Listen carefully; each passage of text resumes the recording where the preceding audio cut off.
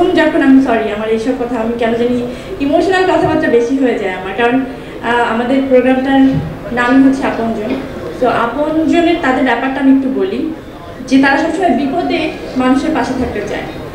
সমস্ত যখন মানুষ ভেঙে পড়ে তখন তাকে উঠাতে চায়, যে না তুমি ভেঙে পড়ো না, তোমার ওই যে পূজা যেভাবে বলে গেল, এই ধরনের আসলে ইমোশন আমার সাথে একটু বেশি হয়েছে রিমার্কের সাথে। যখন আমি প্রথম হালেনের সাথে সাইনটা করি তার পরপরই আসলে আমার নানু বা আমি দুজনেই অসুস্থ হয়ে হসপিটালে।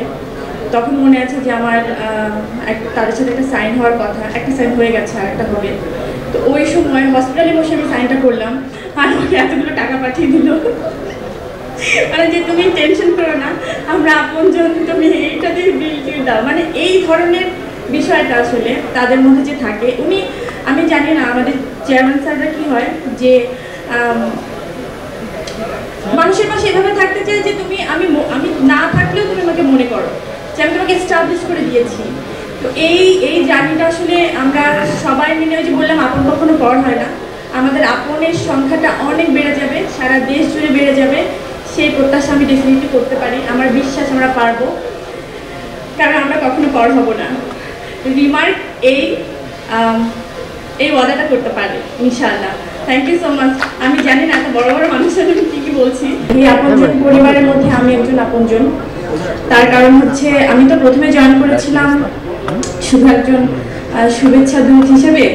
তারপরে আমার মনে হলো যে এটা কখন ফিল করলাম, কীভাবে ফিল করলাম জানি না, কাজ করতে করতে আমার এখন মনে হয় না যে আমি এই পরিবারের জাস্ট কাজ করছি, একজন মডেল, একজন শুভেচ্ছা দূত, এরকম আমার কোনো কিছু মনে হয় না।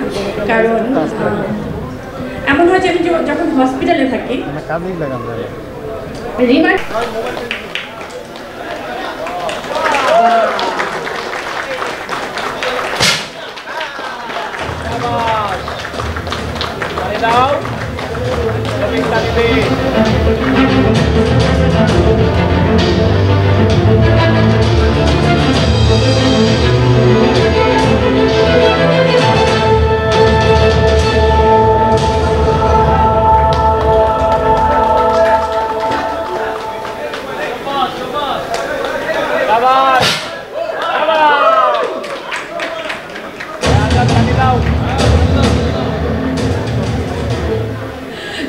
Thank you so much.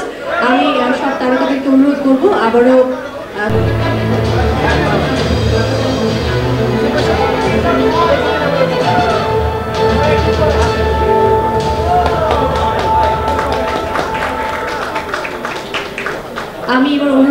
সবাইকে আবার আগের আসনে ফিরে যাওয়ার জন্য, এবং